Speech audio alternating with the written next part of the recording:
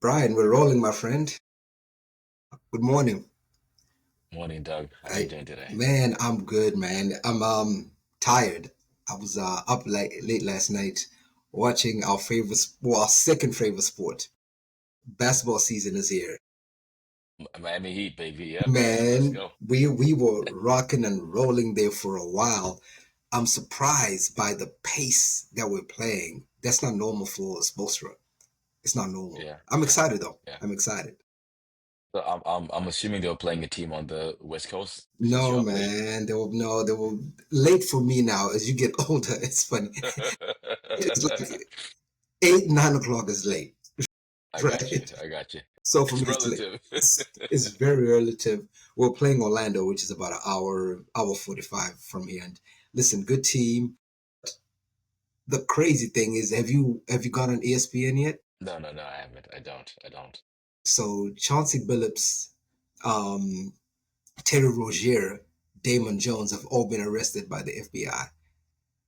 Um, Chauncey Billups? yes, yes. Wait, I'm wait. looking. And Terry is the guy that plays for the Heat, right? Or was with Yeah, the Heat. he's with the Heat right now. He didn't play last night, but I'm looking at it right now. It says sport books in multiple states flagged suspicious betting interest on Rozier's stats ahead of the Charlotte Hornets and New Orleans Pelicans game on March 23, 2023. An expected surge of bets, including 30 wagers in 46 minutes from professional bettor totaling 13K, came in on the under on Rozier's points, rebounds, and assists, causing sportsbook to halt betting on the veteran guard. So, and they said then within, he played 10 minutes before leaving the game, citing a foot injury. Listen, man, I don't understand these athletes. They make so much money. And isn't Chauncey head coach He's a at head coach, Port- Trailblazers. So I don't know what's coming out of this. It's to be arrested, but now the FBI doesn't just arrest you for no reason, right? I'm assuming. They got they got a case. They got By the something. time they roll up on you, man, they They have evidence they got galore. evidence galore. So we'll see, man. We'll see what comes out of it. It's just so surprising. It's so surprising. Wow, wow, that's crazy, Yeah. crazy. Yeah, Now, for you, man, I know a lot of people are probably wondering who Brian is. So for me, let me tell my version of who you are for all those people that don't know who Brian is.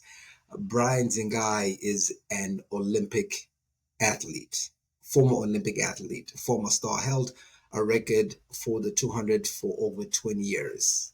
He's an entrepreneur, he's an amazing human being, a husband, a father, a son, and just someone who's inspired the new generation of athletes coming out of Zimbabwe, especially for track. I know that didn't do you much justice, but congratulations on everything you've achieved, man. It's honestly a pleasure just to talk to you and to have you as a friend. I know when we're talking about this, we've kind of gone back and forth, but I'm glad. I'm actually glad that you're here. thanks, Doug. Thanks for the kind words and the kind introduction. Actually, you make me feel like I'm somebody. Stop, man. You are, Brian. You are, man. So, I've always been intrigued with athletes, especially athletes that do things at a high level. How, when did you know that you were a track star? Boy, that's a good question. Listen, I was always good at track. And track was something that I did because it was just I was track. But knowing that I was a actual superstar, I mean, well, let me say this much. I realized I was world class when I ran an Olympic qualifying. Even at that point, you don't realize that you're a star, right? And again, being a star is sort of relative, right? Because the time I was coming up was the same era as Maurice Green was at its peak. Justin Gatlin was still in college, like the same sort of time as me, right? So, um, I've never seen myself as a track star, but I think that the moment I attained my first Olympic qualifying standard. And I'll tell you how it happened, right? We run a race in, Tallahassee. It's my first 20 meters outdoors in 2004. And we get done running, and I walk into the infield, and my coach, Ken's from Zim, walks up to me and he says to me, "Good race." And then he radios upstairs and says, "What did B run?" And Luke Beaver, British guy, was working up there, and he says 2036. And then Ken says, "No, no, no, no, no. What did B run?" And he's like 2036. So man, think about Well, my own coach didn't believe it. Yeah, I'm saying my own coach didn't believe that I run fast, right? Uh, you know what I mean? So I think that was the moment when you're like, oh my God, like we just became world class in that moment, right? So yeah, I think that was the moment, May 2020, May 2004, May 2004.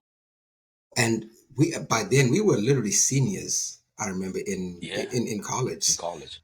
Yeah, That's and for me, I'll be honest, man. I didn't understand the what you were doing at the time, right? I mean by running track, because I remember you came to Central Missouri State University when we had a track meet, and I think we took you out that night, right?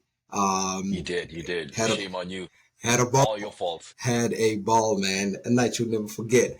But I don't think that I understood what you were doing in terms of the importance of what you were doing. I think it's just, hey, my boy runs track. He's here to visit from Truman State. Blah blah blah. Let's hang out. Let's kick it, and that was it. But you were actually in the moment. You were chasing something. What were you chasing at that moment?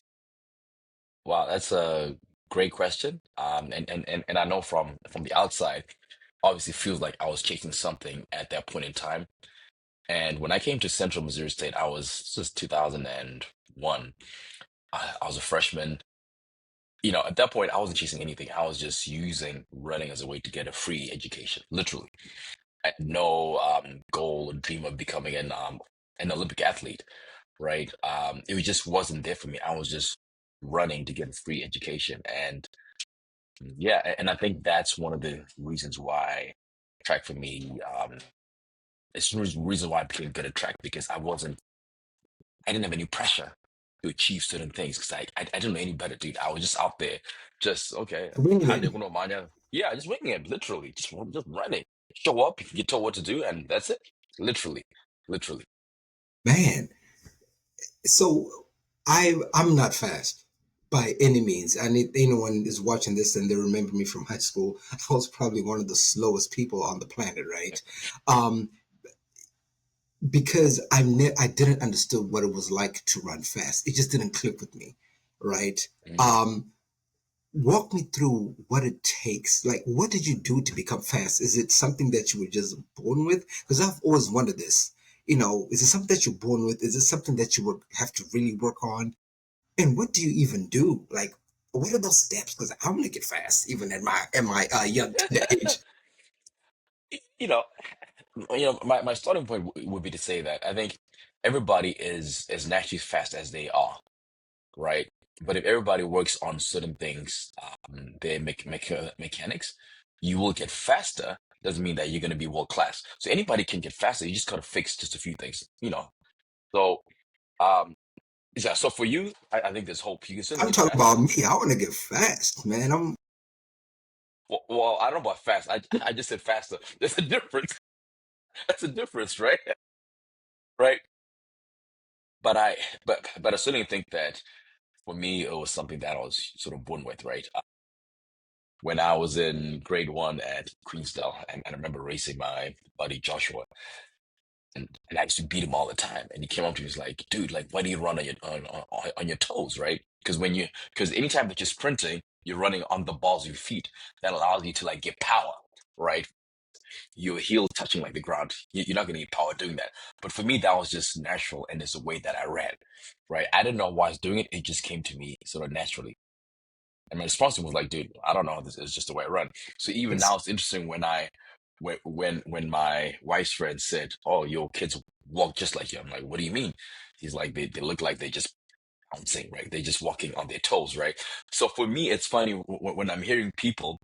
I don't know if you heard this, right? Where people are talking about how their kids are just walking on the balls of their yeah, feet, they're not yeah, touching the ground, yeah. right? And they're like, I gotta. There's nothing to fix. They're gonna be athletes, natural athletes, and just leave it like that, That's a great right? observation, man. I made that correlation. So I've started running. I think I told you this the last time we met. I'm not yet up to marathon. I have marathon, right? I'm in the Yeah. 5K, 10K phase. Yeah, And yeah, I'm watching a lot of people tell me how I need to be running with videos. I've done the whole run on the balls of your feet kind of thing, move your arms, bend like at your yeah. ankles. Man, it's hard. It is hard. It is hard, and I'll tell you, it's actually even harder for you to try and implement that when you're running like a marathon, right? I think running the balls of your feet for distance is not something that you even want to try, right? So these jokers are But lying it's to me. but They're lying to the whole world. well, again, we're living in the world of information, right? Where Yeah. with different information, sometimes it's difficult to know like what's right and what's wrong. But man, listen, kudos to the fact that you're on this journey because distance running, somebody like me, I mean, never ever. I mean, the longest I'll run is in a couple weeks where there's a turkey run, I think. Yeah. Someone's turkey run. So it's a family thing. So my wife's running, as you know, my wife ran the marathon a few weeks ago. That's You amazing, know, man. yeah, it is. It Did is. you did you help train her? Especially no, no, no. She's not gonna listen to me as a trainer, right? You know, and listen. Truth be told, I don't know a whole lot about distance stuff, but but it's not easy, and I'm proud of what she did because just the training for that, right? Just to go out and grind consistently leading up to that. And my question for her was that um, I can understand. Well, I was asking her to tell me what kind of mental pressure she felt going in, whether she was going to finish, right? Yeah. Um, and how she felt when she started, and at what point in the race did she feel like I got this? She's like, I'm actually going to finish. And how do you feel mentally after? Right? You know, do you feel like you can go do this five, six times over? And it's just interesting seeing that mental shift once you achieve something that seems so difficult to get to. But now when you've done it, it's like it's a piece of cake. Now she's talking about I want to do Not the the marathon ultra. majors. Oh Well, no, no, no. my. The majors, right? So the majors, right? You got Tokyo, Berlin, New York, Boston. You know Travel the that's the type world. she's on. There you go, right? There you go, right? But again, again, just a reminder for us how the mind is such a powerful thing. Like once you achieve something and you believe you can achieve it, once you're over that hump, everything else just feels like it's a piece of cake, man. Like it's a piece of cake. Now, is that what happened with you once you ran that qualifying time?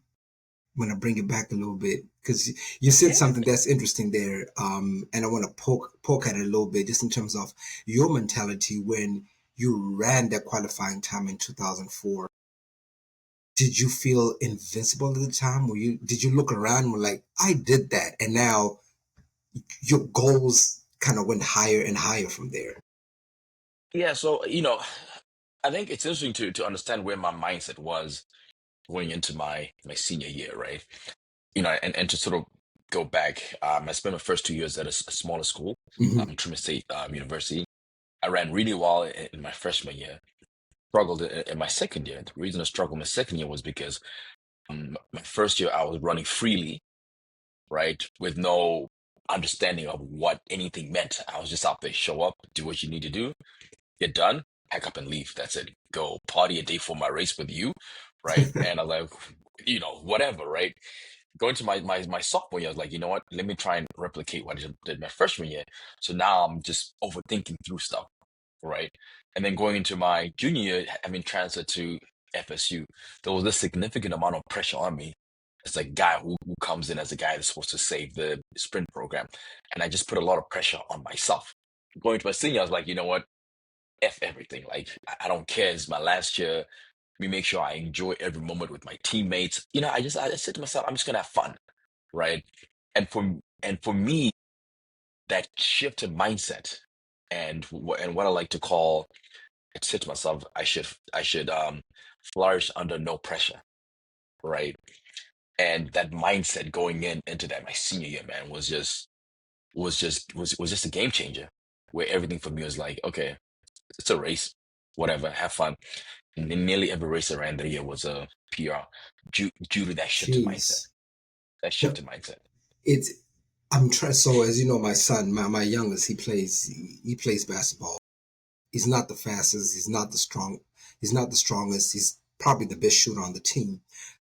Mm, But I've noticed when he's outside playing with his friends, he doesn't miss, man. It's Mm, just this weird thing where I remember since he was little, since he was like he's now what 14 going on 15, ever since he was like 5 years old, he's always had the ability to put the ball in the net. Bad form didn't matter, the ball always went in the net. The older he got, same thing, and he's become a really good shooter. So what happens with him sometimes when he gets in games is he tenses up because he wants to perform. So he doesn't play like he's playing outside. So his performance is like this. It's up and down. I remember this was about 5 months ago. This 5 months ago we were at a tournament and there were these kids. They were older. They were probably juniors and sophomores. And remember, he was still going to the end of middle school, and they were playing in this tournament. They walked up to them and they were like, "Oh my gosh, you're trash, you're trash, you're trash. You can't do nothing. You can't guard me. You're not going to score." He was livid. Like I could tell in his face, he was livid. yeah. This Joker went, I think he scored 24 points that game. Oh, He did smart. splash, splash, splash. He was, I mean, they tried to double team him and it just went in. Once again, it went in. I asked him after, I said, "Hey, how did you do that?" He said, "Dad, they said I was trash and I'm not. Mm, mm, And I wanted to show them that I'm not." So he played with this sense of freedom and earnest because he knew in his mind that what they were yeah. saying wasn't true. So he's like, "I'm going to show you." But he can't continue to replicate that continuously. Does that make sense? Yeah. Yeah, absolutely, man. And that story you told me reminds me of obviously the greatest basketball player we know, Michael Jordan, right? And we've heard so many stories about MJ, and MJ used these things in a game to rile him up, right? He'll score like 0 points the first 3 quarters, then somebody says something to him in the fourth quarter, and then he just goes off, right? Yeah, Um, and I think each person is definitely different, right? But what I'll tell you from my experience is that, I mean, the mental aspect is 90% of it, right? And if you think about track and field compared to basketball, right? In track, you have one bad race, right? You probably have a week or so to think about it and to get yourself in the yeah, right frame of mind. In basketball, you have a bad shot, man. You gotta forget about that in two really quick. seconds and keep him really quickly, right? And it takes me back to a few weeks ago. If you get a chance, try and find it. There's a guy called Oblique Seville. He's from Yes, Ja Jamaica, and he just won like the world champs. In the last couple of years, he's been always like fourth place or fifth place in the major championships. That's one of the things he's always been fourth or fifth. So just on the cusp of getting like an actual medal. And he said that one of the things that made a big difference for him this year was having like a mental coach, right? That made a significant difference for him, and that made him sort of make that jump. And I feel like, especially when we're dealing with our own kids, right, at this age, right, the physical stuff is the easy stuff. It's stuff they get from the coaches, blah blah blah. We gotta find a way, right, to help them get to that right frame of mind. And maybe and maybe for your son, it could be, Itai, why don't you go out today and when you're playing, feel like you're playing with your friends, right? Just mentally, just facts, try get in that frame of facts. mind. Like just test it out and see like how that goes, right? And if we can all figure out the right frame of mind, man, I'm telling you, man, I mean, we can achieve whatever we want to, man. Whatever we want to. You're so right. I've actually tried to bribe him with money. What I've done, I've told him, and I've done this a few times. I said, "Hey, for this game, you start off with $100. So Okay, it's yours. It's yeah, yours. like it's yours. But if you don't sprint back, if you don't hustle, if you don't play defense, if you don't box out, I'm not going to count missed shots because you're supposed to take those shots. But I'm talking about all the other non-shooting things, like the little things that I want you to really hone in on. It's up to you to decide whether you come with $100 back home or you come back with $10 or $0 because I am going Yeah, to be yeah. counting. It worked for a while until I started going broke, and I was like, "Look, I Yeah, can't yeah, continue yeah. to, to entice you with that. And not go broke. I don't want to motivate him with money. I want to Right, motivate him with, right. hey, this is what I want to do. Now for you, a lot of people probably want you this aren't even aware that you ran against the fastest runner in the world, Usain Bolt. Talk to me about that moment. Actually, let's go to, there's something that I've always been interested about. Before you guys even get on the track at the Olympics and there's thousands of people in the stands, you guys are in the back, right? You are in some room doing something. What is it like in that room? I mean, do you look at each other like, I'm going to beat you? Do you talk to each other, or like, what is it like? Because I'm assuming, depending on personality, people are doing different things in there. What's going on in the back? Pressure cooker, son. It's a pressure cooker, son. I Yeah, mean, listen, there's about, so I think you go through three different call rooms. I think like the first call room is when you go show up and, they check your bib, everything. Then you go through a second one and then a third one. Third one is the one that's right before you get into the track. That's when you put on your spikes, right? I mean, listen, I think different people handle situations differently. I was one of those people that was always quiet and kept to myself. But you got people like Usain and Wallace Spearman, they were friends, right? So they'll be talking, but also you got to realize that with certain people, that's how they get ready. Does it make sense? yeah. And for Usain, right, that's how he got ready. But even for him at that point in China, I mean, he just broken the world record in the 100-meter dash. So we all knew that this is a 200. No one's gonna catch him the first 100. He's gonna be gone anyway, right? Like it's just so for him. This was just this was a practice run. It was more about I'm running against the clock. How fast am I actually going to run, right? Yeah, But in general, that back room is a pressure cooker. yeah. People usually don't talk sort of very rarely about people chatting. Some people will sit there and just sort of stare at you, right? And Me it's mugging just you, different. like I'm gonna get you. Yeah, me money. Yeah, obviously. And different things work for different people, right? But yeah, I was just a guy that was just just just to be that. I just stayed in my own little zone. And part of it too is that you know being an African sprinter, the respect levels were just never there. I mean, I was good. I was okay. I was good, No, right? you I were mean, I good. was yeah, I was ranked fifth in the world overall in 2008, right? That's But insane. but yeah, but the it's just it's kind of different, right? I think if I look back and I think about how I moved, I should have moved on with a bit more confidence. I think that would have elevated me just a little bit more, right? Like no allows kind of No, confidence it's not. No, I mean that's.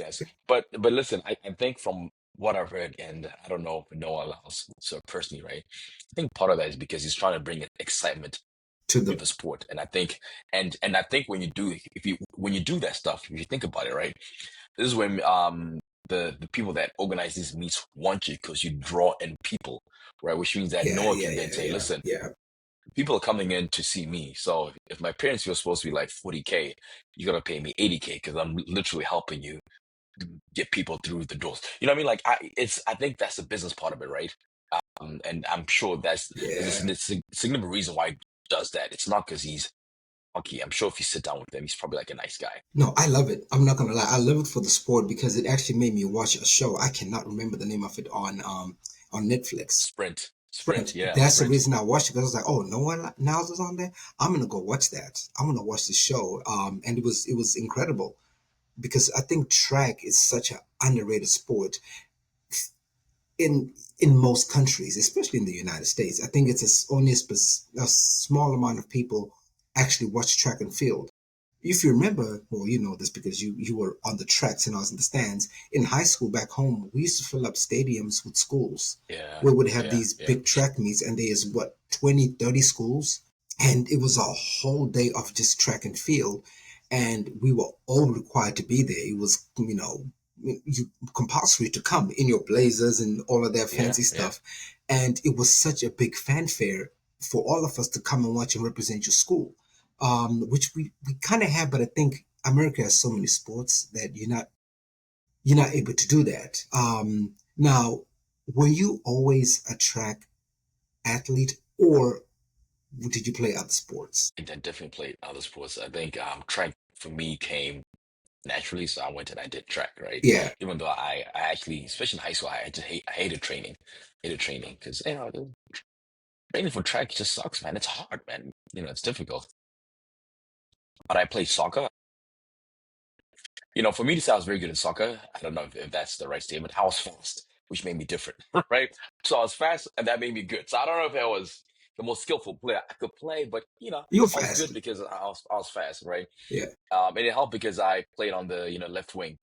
So you were and as you know Martinelli. from yeah, right. So from soccer, no, that's the wrong comparison. If you said Ryan Giggs, look at this guy Come trying to on, slip in some come on. Arsenal stuff. Listen, listen, listen, listen, listen. Martinelli is the best left wing in the world. Okay. Yeah, it's actually interesting because if you think back to left wingers, for the most part, left wingers are usually pretty fast. I don't know why. Yeah, Ryan Giggs. I mean, a couple more that I know. It's just no, Salah's on the right. He's not on the left, yeah. right? Salah's on the right. Yeah, Um, him and Saka play on the right. yeah, yeah, yeah. But I play soccer and I enjoy playing soccer. I also played rugby for like 1 year. Okay. Winger, And I even winger, yeah, left wing too. Actually, played winger. I played against your boy Trevor, and my guy, my guy. your guy. I was on the team with Kane, right? Manika, right? Okay, yeah, yeah. Oh man, you're Yeah, taking it way Manika. back. You're Yeah, taking it way way back. back. Yeah. Yes. So I played rugby for 1 year, and I enjoyed rugby. But I was like, you know what? It's been a good run. I actually want to go back to playing soccer. And I remember when I was in, I know it was Form 4, Lower Six. Brian Murphy. I think that's his name. No, I think Brian's is the dad's name. Well, Murphy One boy of the was Murphys. one of the Murphys was a captain, and his dad was my coach when I was under 16. And he literally came to me as I was walking through school, right? He's like, "Dude, you gotta come play rugby. We're just gonna put you put you on the team." Who's gonna stop you, man? Come on, you get But I get it, on. but right? But like thanks, dude. But I just like playing soccer. I just love playing Yeah, soccer. Yeah. So rugby, soccer, and I played tennis. Played tennis. we So have. tennis was for me it was a third term sport. Yeah, But because there weren't enough courts at Saints, I would just show up, sign my name off, and just sit there and just chill third term. So it's so yeah. I miss that because I think, and for all those that are watching this, when we were back home back in Zimbabwe, you had to pick different schools. You had to pick two sports and one club that you had to do each semester. We had three terms a year, so you'd play soccer and I don't know and tennis, and then you do bridge or you do Yeah. debating the next, but you rotate every single time. But you had your main sports that you were very good at with the terms that mattered. I wish we did that here because it's almost like Mm, athletes here are. I'm a basketball player. Now there are a few. I don't want to. mm, I don't want to make that as what like that's what everyone is. There are a few players that play football and then play basketball, but it's because they're so athletic. They don't. They kind of have to do it. But for most kids, they stick to just one sport and they don't play any other ones, which is very very interesting. It's very interesting. I wish we had that here where you were required to play a sport because you said something. You said I didn't want to train. Question for you, man: if you had trained, if you had taken it a lot more seriously in high school, do you think things would have been different? not at all, right? And I think this is an interesting conversation because speaking to my friends that are coaches now, especially coaching younger kids, right? They sort of talk about trying to develop an athlete over time, right? And you kind of want young athletes to do like multiple sports because within each sport you're working on different muscles, right? And you're developing different things. So when you're an all-rounded athlete, it helps you to develop, um, to be a much better overall athlete versus being a good basketball player, right?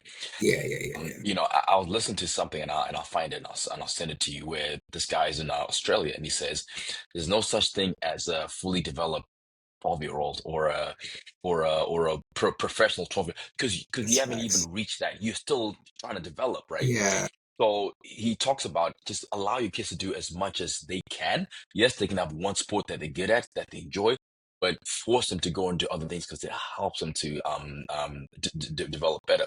And also, there's team sports, there's individual sports. I think them getting opportunity to do like a bit of both, right, helps them. And I think the things they can draw from each each one sport that then applies to their sort of main sport. So I think for me personally, when people say to you, "Oh my gosh, like you must have started running like youth track when you were 12, 11." I'm like, no, I yeah, didn't. I literally ran for 3 months, right, from January until whatever March or April.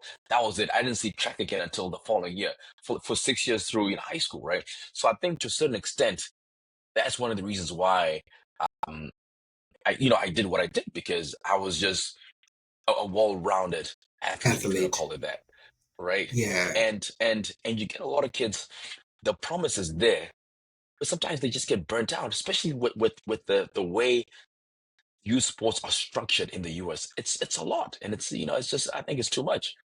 I think yeah. it's too much. It's too much, and I think the added pressure of the nil deal now, especially, makes the Yes. pressure even more because it's almost like, and no shade to anyone, like do your thing, push your kids to be the very best versions of themselves.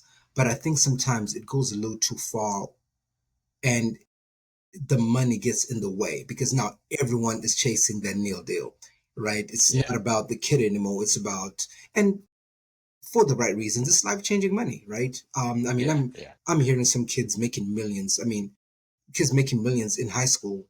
I mean, Mm, in high school and also in college as well, right? They're making all this money, and not all of them are going to make it to any league. Let's mm, be mm, transparent. Like, not a lot of them are mm, going to do that. mm. So if I'm a parent, I'm like, you know what? Yeah, let me push my kid to get this college scholarship if you can. Let's get this nail deal or whatever. Get your endorsements. I mean, imagine saving all this money up until you graduate. If you have 2 million in the bank when you're done, come on. Like, some Yeah. people, it Yeah. takes them a long time to make that. It takes Yeah. generations to make that. So I think that's why we're starting to see a lot more. Hey, you're gonna focus on the sport because I want everyone to see you playing as a basketball player and you make a name for yourself, which is counterintuitive. I know a And kid. it's Now go ahead, go ahead. no, I mean, and situations are different. People's motivations are different, right? I mean, I was just watching this morning. Who's the kid that was drafted early by Philly? VJ Hitchcom, I think is So what's his name? yes, VJ. So guess what? My buddy's good friend is his best friend. I've gone fishing with them. I've gone fishing with his head coach for Yeah, SC. It's called SCB something elite. And yeah. I remember him talking about this kid and to see what he did just to get drafted by Philly. I think he's from the Bahamas. Kid grew up poor, but he was a good athlete. Anyway, go. Yeah, he's good. He's He's good. good. I mean, He's good. I saw his first game, 34 points. I mean, going to the hole, shooting threes. I mean, he's He's obviously a. good, right? And everybody's story It's different. different, right? I'm gonna look him up right Um, now. uh, Obviously, if you're a 6'10" guy, you got some sort of athletic ability, chance of going to the league are obviously high, right? Yeah, Um, so but I just think that up until maybe the ages of 15, 14, 15, 16, focus should be on multiple sports. When you get to 16, 17, 18, then you can sort of specialize, right? And I think this is where you get some of these young guys coming in, just developing a lot earlier. I mean, he's 19 or however old he is. We spent a year in college, I think. Now he's killing it like in the pros. Whereas people like us had to go and develop in college for a couple of years before making that that leap, leap. right? At age 21, 22 to now become an elite athlete, right? So It's talent is special. There's a kid that I know. His dad's a friend of mine. I've worked with him on before. His name is just Josiah Hall. He is right now. He's a freshman. This kid is special, man. Mm, Kid is fast, athletic, plays basketball, plays football. I think the last time I checked on his stats, he was like leading. Well, he was second in the state in receptions as a freshman. There's certain people and certain special individuals that can that are like the VJs that just can do it, right? yeah, yeah, Um, yeah, and it doesn't matter what platform they're on. Just think about it. This kid VJ was just playing with other kids, essentially. He was playing with other kids who were in college. And not too far removed from that, he was just in high school. Less than in 3 years, he jumps and leapfrogs into NBA and scores 34 points yeah, against the best athletes in that sport. yeah, yeah. Grown men too.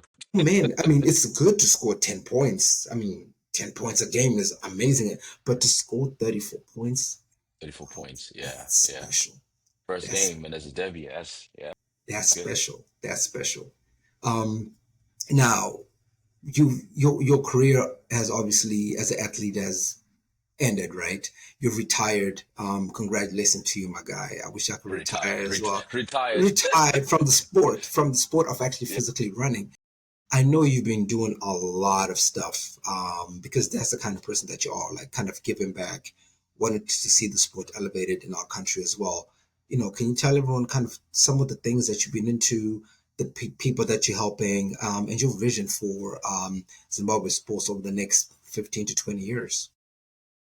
yeah. I think that's a great question. And for me, a lot of this is rooted in my what I call my purpose.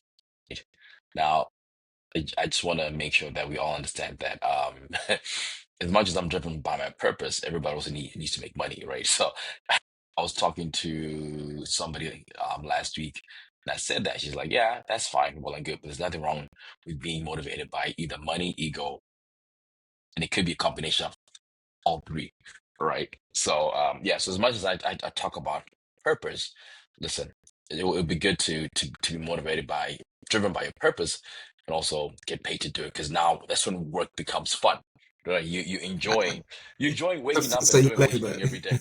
Yeah, absolutely, right? Absolutely, right? So listen, man, I think to understand where I'm at today, you got to understand the history, and the history is that 27 years ago, I'm in high school at the National Sports Senior Stadium. And this guy called Mitch walks up to me, and Mitch was my school captain when I was in Form One. He was back home for his dad's funeral. Says to me, find out Brian, you should really consider coming to the US. Right? So we talked for I don't know about 10 minutes, change emails. I think I saw him like a week later at his house, and then we just lost touch. In 2008, um, I'm on Facebook. I see a picture, add this person as a friend. I'm like, damn, that looks like Mitch. So I add him and I sent him a message. I'm like, dude, do you remember me? He's like, not really. I'm like, oh, I'm the kid from Saints, blah, blah, blah. He's like, oh, yeah, I remember you. I'm like, a conversation we had 10 years ago. At that point it was 2008. I seen him in 98. The conversation we had 10 years ago is the reason why I'm an Olympic finalist because without him planting that seed, Mm, right? None of this would have happened, right? The point I'm driving across with that story is that sometimes it just takes something small. yeah, For me, it was a 10-minute conversation. So for me, I've always held that closely because how do I use what I've achieved and the people I know, my access networks to help those next kids that I'm saying, right? And it's something that we've done 20 something years now, just opening up doors for kids from Zim. And I never want to overstate what we do because again, a lot of it is just making introductions. Okay, you should talk to this person, or having conversation with the kid and his parents. Like, okay, this is what you want to do. This is how you have to think through it, right? And every year, probably like one or two kids come over to the States. There are a lot of kids that are now working. Some are engineers, some are coaches, just doing different things, right? yeah, And sort of fast forward to 2019, another we had someone else reach out to me. Saints boy. He had a friend in Charlotte that had a cousin in Zim that was fast. I'm like, okay, cool. Send me like a video. Let me look at the video. Look at the video. I'm like, man, this kid is a beast. I mean, you can just tell. So we, long story short, is that we brought him over, but also helped him to work with coaches in Zim that would help him get the times that would get him somewhat of a scholarship here. Kid gets a scholarship to a small Division 2 school, right? Like your The story. like my story, absolutely, right? The the coach at this Division 2 school is a British guy called, Kieran, and Kieran was one of my coaches, former athletes, right? So when you talk about placing kids in places where you have people that you know and trust, right? It's like it's almost Yeah, like putting yeah, your own child into like the right daycare, right? You're like, you know yeah. what, Kieran's got it. This kid goes and spends 2 years there. The 2 years he does well, right? Then he transfers to Auburn University to train with Ken Herndon. Ken Herndon was my coach, and he's a guy from Zim, right? In his first year with Ken Herndon, this kid goes and makes an Olympic final. Boom, right? Ken, you're a And beast, my friend. right. And then he's got one more year left in college. Comes out this year, finishes, last year, right? Does really well, right? Goes to the world champs, misses the final by just one spot, right? But you're still ranked up in the world, right? And that's the stuff that we're doing, right? That's the stuff we're Man, doing. that's We're incredible. we're we're trying to get Zimbabwe on the map, and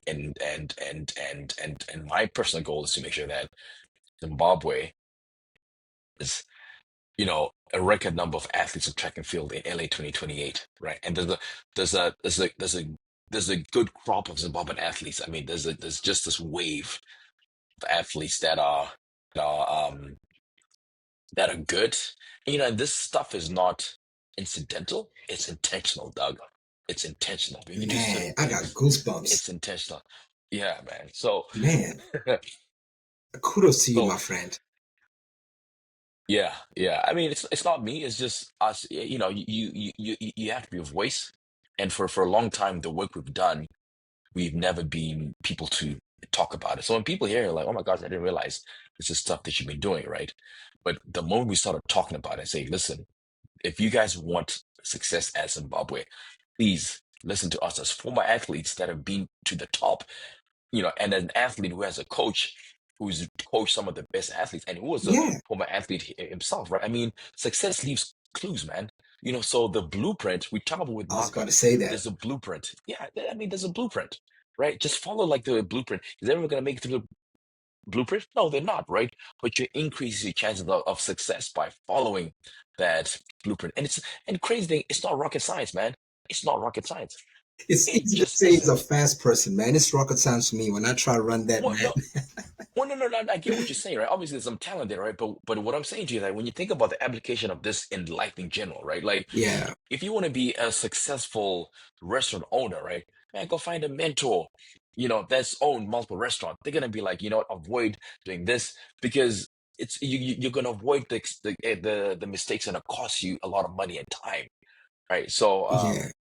yeah, so that's what we're trying to do, man. I think as a young crop of Zimbabwean athletes, I think in 2028 we are going to see Zimbabwe, show out.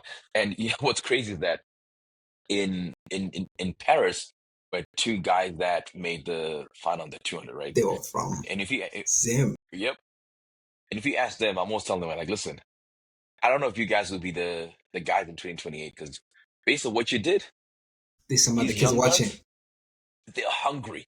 So you guys better be up on your stuff because these guys want to take your spots, literally. And I keep telling them that. And hopefully they stay hungry. I mean, life happens, right? Yeah, yeah, it But happens. Yeah. hopefully that's motivation for them to just keep grinding. Because 4 years is a long cycle, right? It's a long cycle. A lot of things can change in 4 years. I'm thinking even ahead of the 4 years, Brian, because you have three kids, right? Correct. As of and all your kids have your genes. Your oldest, I see her running for the Zimbabwe Olympics in 8 years. How old is she right now? It's 10. 10. Yeah. I mean, that's 18 years old, man. Let's make it happen. We're gonna play this I mean, video for her. We're gonna play this for her again, right? In two Olympics when she's there. We're gonna speak this into existence. you know, so my answer to that is that I'm just a parent, and whatever she wants to do, I'm gonna help her I love that. to I love to that. get where she wants to be, right? Because she doesn't need to do like what I did. Now, for her, she actually wants to be an Olympic athlete, right? She says if you talk to her, she'll say to you, I want to be I want to win the gold medal in the Olympics 100. She wants to make the Olympic team in swimming. She wants to be a New York Times best-selling author. Right? And then a couple of days ago, last week, she's telling me, yeah, she's like, I've always wanted to be a doctor. I'm like, dude, you never said that to me. She's like, yeah, I've always wanted to do that. I'm like, okay, right. So for me, it's like, how do I create an environment for her that allows her to explore all these So things? let me tell you something. You So she, have her yeah, speaking those words. Her speaking those words is proof that you've created a petri dish for her to understand that yeah, there's no limit to what I can do. I can become yeah, anything that I want. So continue doing that, my friend, because I don't think there are enough kids don't have, not every kid has that type of environment where they're being told, hey, you can do and become anything. Uh, so don't think that you haven't. You've already created that environment for it to thrive. yeah. You've done I mean, it. that's a good point, and I appreciate that because even when you think about us, dreams were limited by what our parents knew. And I'm not knocking our parents because Oh, 100%. where our parents came from, where they put us, gosh, I mean, they did a lot, right? But their knowledge of what was out there, what's possible, was limited by their own understanding. And I Correct. try to make sure that I'm not my parent because I have limitations for what I For know. what you And know. I just, yeah, and I want them to believe they can do anything that they want to, right? It's, it's, I'm looking something up here. I sent my son a message the other day and I'm going to read it verbatim here. Hold on, let me find it here. I said to him, hold on, oh my gosh, where is, we send so many text messages here. I got I said, Itai, remember, there's nothing in this world that you can't do. First and foremost, God has blessed you with whatever gifts that you have, and has blessed you with gifts that you don't have. you. So make sure that you use your gifts appropriately because the sky, the moon, and nothing is your limit. Mm, Um, he just hearted it, but I know mm. in his mind, Yeah. hopefully that it sits well. I mean, and good on you for doing that because people need to hear it and it needs to be reinforced all right. And they can believe that they can be achieve anything that they want to. So, Yeah. no, that's good, man. Love that for you, man. Man, love that for both of us. I mean, look at us, man. Who would have thought all these years later this is where it would be? I know for me, I never envisioned myself to be in the position that I'm in. So I give all Mm, praise to God because none of mm, this, there's nothing I can say I did myself. I didn't do anything by myself. I'm literally here by the grace of God. And I think we all are to some degree, right? Whether you believe or not believe, I think each one of us have been put here for a purpose. And yeah. sometimes it takes a while to find that purpose. And, Mm, mm, sometimes you get it early and you can continue to showcase that purpose. But that's my guiding light and my guiding life and my mm, blueprint is just mm, let's just follow that. And yeah. that's my message to the world. If you're listening, is And the fact that you're doing this, stepping out, I don't know if it's out of your sort of comfort zone. I'm actually proud of you because, in life, it's easy to just be like, you know what? And I got a nice house. So wait, this isn't like my house, but I got a nice house. Tags, letting them know, like, dude, got a library? Nah, nah, not yet, not yet in a little right? bit. Yeah, not yet. It's easy to just cruise, Yeah, right? And yeah, just be like, you know what, I'm just gonna relax. I got my job, I got my way of making money, but like just trying to find different ways to try something different, elevate. yeah, Does that make sense? And yeah, man. I just love that, man. No, thank you, Brian. My goal for all of this is just to highlight people like you, because I don't know who this is going to inspire. I don't know what to take from this. It could be one sentence that we said that resonates with someone. Mm, It could be some kid right now in Zimbabwe watching this video and saying, "Oh my gosh, I'm fast, but I didn't even know who to reach out to get, to even think about going to America to run track." And my friend, Brian Dzingai is here to help you.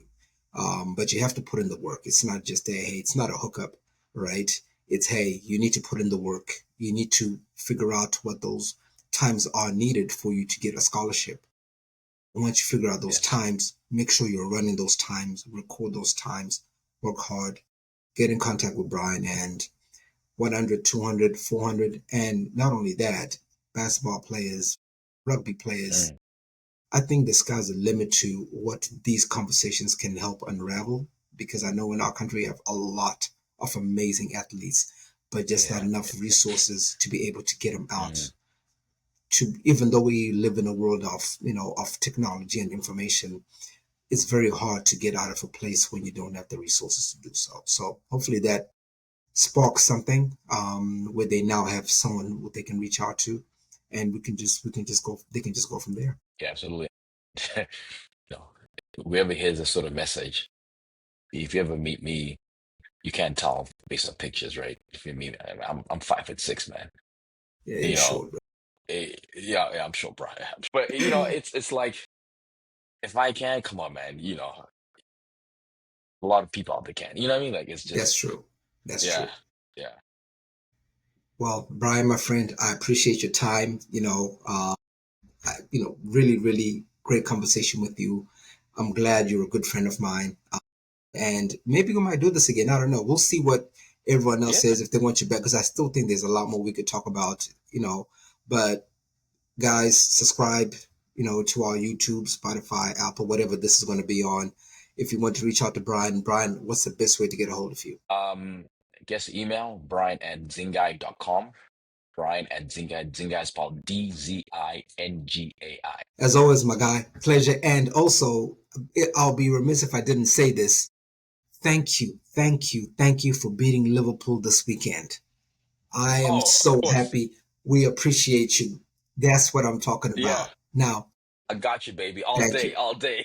Arsenal is back All number right. one, top, top. I'm my friend. Love you, and we'll I talk soon. appreciate you, dude. Yes, sir. Don't hang up yet.